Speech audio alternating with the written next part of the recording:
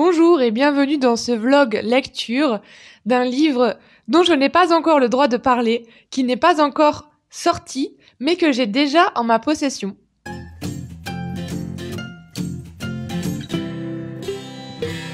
Je vous explique. En fait, je suis créatrice de contenu et j'ai été contactée pour parler de ce livre qui sort le 18 avril et dont je n'ai pas encore le droit de vous parler parce qu'il n'est pas encore sorti et que mon contrat stipule qu'il faut pas que j'en parle avant.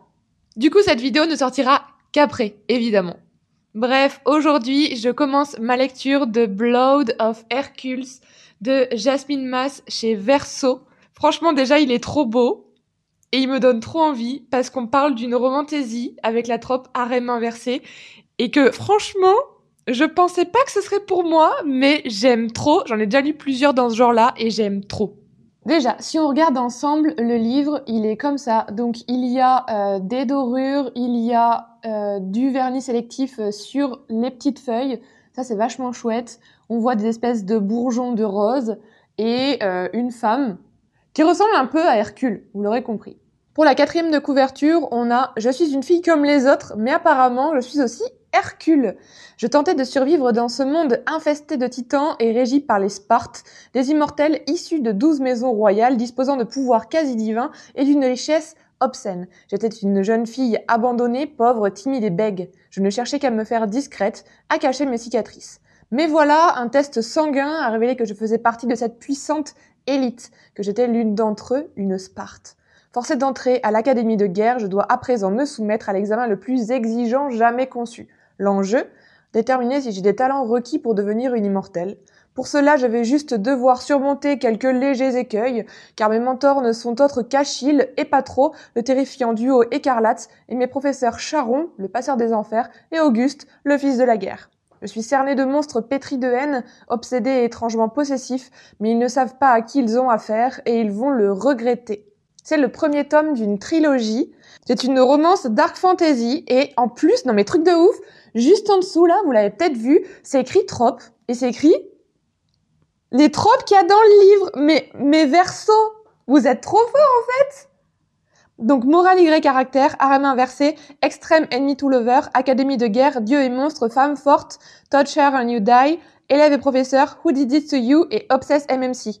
Donc, des protagonistes masculins obsédés par elle. Oh, ça me tente trop, ça me tente de ouf. Ça me tente de ouf. J'ai trop envie de le commencer. Ça tombe bien, c'est le moment. Donc, on est quand même dans un univers de mythologie grecque, avec les Spartes, avec les dieux. On a Achille, Patro, Charon, Auguste. Bon, Charon, je sais pas si on dit Caron ou Charon, mais pour moi, je dis Charon.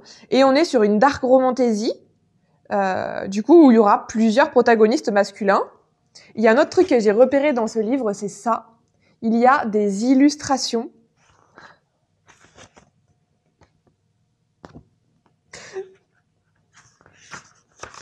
Oui, c'est trop bien. Trop bien. Alors, waouh, trop bien. Tome 1, donc qui paraît le 18 avril, tome 2, octobre 2025, et tome 3 en 2026, donc c'est assez rapide, c'est vachement cool. On a des avertissements de contenu que je vous mets juste ici. Parfois, devenir un héros n'est pas de tout repos. Ce livre est dédié à toutes les filles qui aiment les héros de fiction à la morale ambiguë et à toutes celles qui ont poussé un grand cri la première fois qu'elles ont lu la phrase « Qui t'a fait ça ?» Ce roman est pour vous. Oui. Attendez, mais il y a un autre truc auquel je pense, c'est que j'étais une jeune fille abandonnée, pauvre, timide et bègue.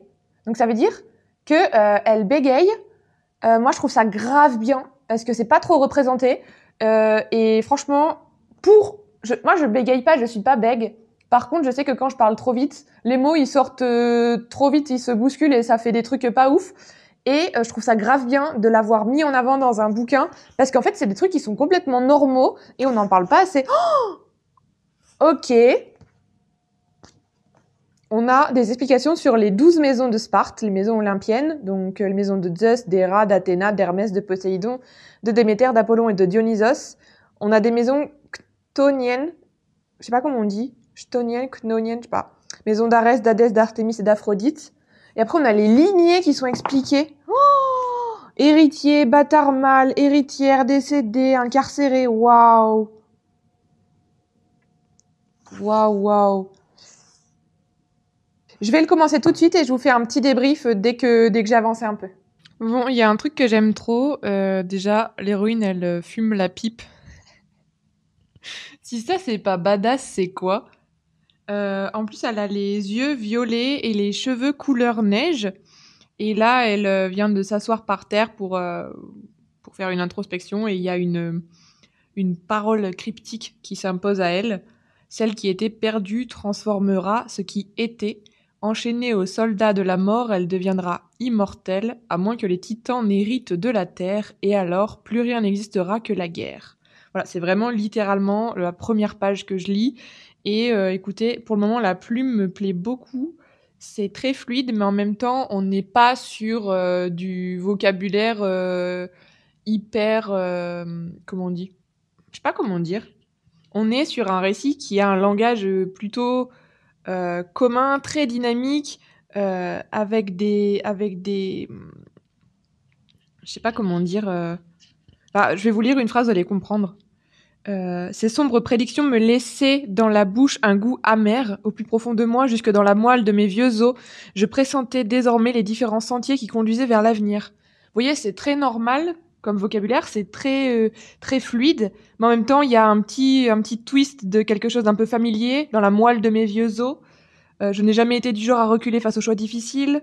Voilà, c'est ce genre de phrases qui font qu'en fait, ça se lit très facilement, qu'on s'identifie très facilement et que c'est très dynamique. Voilà. Donc écoutez, je continue, puis je vous dirai ce que j'en pense. C'est le premier chapitre, j'ai un doute sur le fait que c'était la protagoniste qui racontait, parce qu'en fait, juste après ce que je vous ai lu, nous sommes le lendemain, on est le 2 avril, et j'ai avancé un petit peu hier soir, j'ai lu jusqu'à la page 84, chapitre 4. Donc en fait, oui, je vous confirme bien que les 2 premiers chapitres sont en fait omniscients et expliquent un peu le passé et le contexte dans lequel l'histoire va se passer. Et en fait, après, on a le hub initio qui nous amène au vrai premier chapitre. Le reste, c'était du prologue, du contexte, où on va suivre du coup la protagoniste qui s'appelle Alexis et qui a vraiment une vie pas facile. Et on commence, Alexis, elle a 10 ans. Et au chapitre 4, Alexis, elle a 19 ans.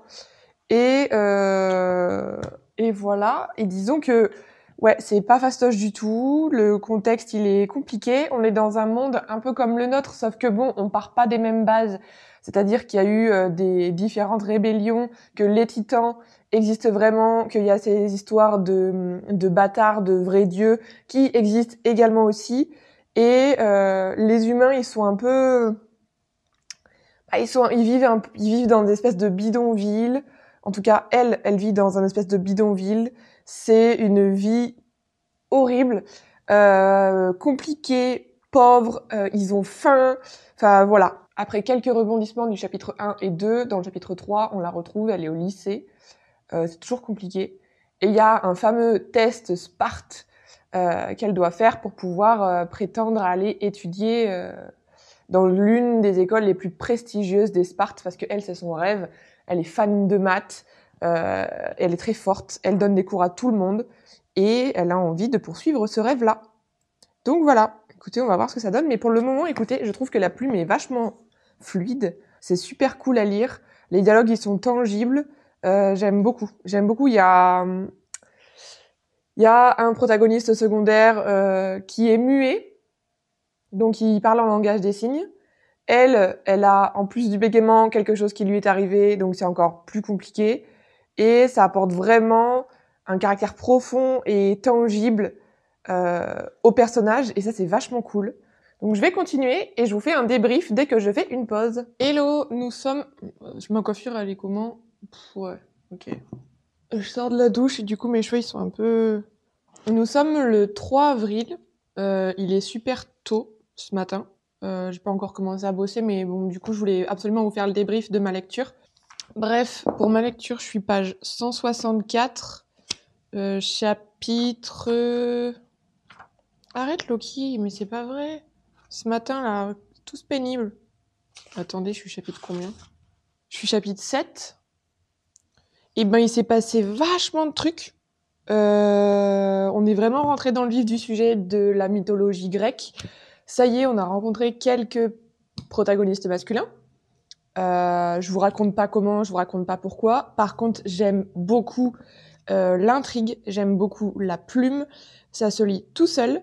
Elle est vraiment particulière, l'héroïne, mais en même temps, moi, je la trouve très attachante parce qu'elle a cette humanité qui est vachement, qui est vraiment très bien faite.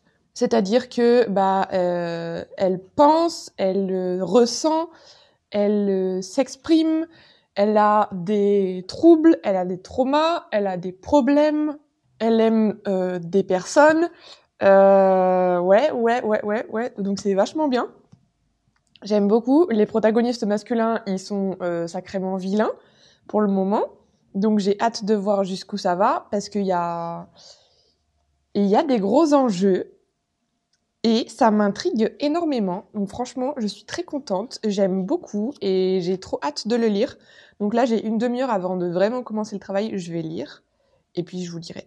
Petit problème de son sur ce clip. Je me souviens plus ce que je vous disais. Sûrement que j'aimais trop, qu'on avait découvert plein de trucs et que c'était trop bien. Du coup, je voulais mis en accéléré et puis je vous laisse avec la suite. Bon, je suis toujours dans ma lecture de Blood of Hercule, je suis page 316. C'est trop drôle parce que depuis tout à l'heure, je vous dis oui, Charon, Charon. Et là, du coup, Charon a demandé à parler seul à seul avec Alexis. Et elle lui dit Charon, mais je vous jure sur ma tête. Et il lui dit comment tu m'as appelé Charon.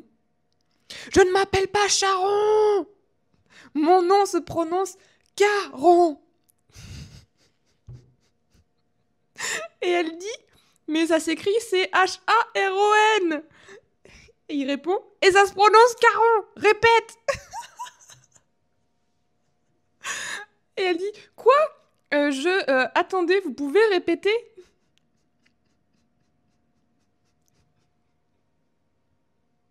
Voilà, je pense qu'avec moi, il se serait passé exactement la même chose. Parce que, en effet, c'était écrit Charon, donc je le disais Charon. Charon, je sais même pas, voilà. Et lui, le monsieur, il dit que ça se prononce Caron. Bah, je suppose comme le chaos, chaos, voilà. Mais je l'aime bien, ce monsieur, je l'aime bien. J'aime bien aussi Auguste. Et j'ai hâte de voir si j'aime bien Achille et Patrocle, pas trop. Mais j'aime beaucoup ce que je lis. J'aime beaucoup, beaucoup ce que je lis. Nous sommes le 4 avril, il est 18h47 et je suis page 374, chapitre 19. C'est très très chouette. Ça y est, elle s'est un peu révélée là, sans vraiment le vouloir, sur tout ce qui est ses pouvoirs et tout ça. Elle a aussi un peu plus d'informations à propos des protagonistes masculins. Du coup, on a un peu plus d'informations aussi à propos des protagonistes masculins. J'aime toujours autant. C'est vraiment très très chouette. J'aime beaucoup la plume, j'aime beaucoup l'univers, j'aime beaucoup la protagoniste, j'aime beaucoup les protagonistes masculins. Pour le moment, petite préférence pour Auguste et pour Caron. J'ai pas encore assez d'informations pour le duo écarlate, donc Achille et pas trop. Donc on verra. Mais écoutez, j'ai qu'une hâte de le terminer. Donc je vais essayer de faire ça. Je vais essayer de le terminer ce soir, puis je vous dirai. Bon, il est 22h45. J'ai pas mangé, j'ai rien fait, mais j'ai lu. Et terminé. Blood of Hercules. Pour mon avis, j'ai adoré. J'ai adoré, c'est un 5 sur 5. C'était trop bien. Je m'attendais pas à ce qu'il y ait autant de retournements de situation. Mais en même temps, il y a des trucs, je les sentais vraiment venir. Trop cool, trop cool, trop bien. C'est hyper bien écrit, c'est hyper addictif, c'est très original. Attendez, j'ai écrit un commentaire, faut absolument que je le lise. J'ai mis c'est profond, c'est malin, c'est addictif, c'est original. Le rythme est idéal pour vraiment bien tout appréhender et amener en fait tous ces secrets et tout ce world building qu'il y a là-dedans. J'ai marqué aussi, on découvre les personnages au même rythme que la protagoniste féminine qui est extrêmement naïve. C'est rafraîchissant et drôle. J'ai aussi marqué qu'il y a un aspect qui est très sympa à appréhender, c'est que chaque Sparte possède un familier. Et du coup, ça crée des relations très sympas et parfois mignonne même, et j'ai beaucoup aimé voir ça. Par contre, faut pas oublier qu'on est dans un univers assez sombre, où l'héroïne, elle a subi pas mal de violences, que ce soit des violences psychologiques, physiques, elle a plein de traumatismes. C'est vraiment un monde qui est assez violent, donc faut vraiment faire attention à ce que vous lisez, mais en même temps, ça fait sens dans ce contexte-là de la mythologie grecque, où on sait qu'il y a plein de déviances, qu'il y a plein de trucs de tous les côtés. Ben, c'est assez bien appréhendé. Donc il s'agit de Alexis qui se retrouve autour... Donc il s'agit d'Alexis qui se retrouve dans un monde qu'elle doit appréhender le plus vite possible et maîtriser le plus vite possible, parce qu'il y a plein d'enjeux qu'elle ne connaît pas, et elle est tellement naïve. C'était vraiment super bien. Je suis trop contente de l'avoir découvert, de l'avoir lu, et j'ai vraiment hâte d'avoir la suite maintenant, qui arrivera du coup en octobre. Trop cool, trop cool. Voilà, donc si vous aimez ce genre de romantasy avec un world building très sympa, très original, dans un univers qui est quand même assez sombre, avec un arène inversé qui se profile, et des pouvoirs, un rythme bien fait, female rage, c'est très important. Je pense que ça peut vous plaire. Voilà. Salut!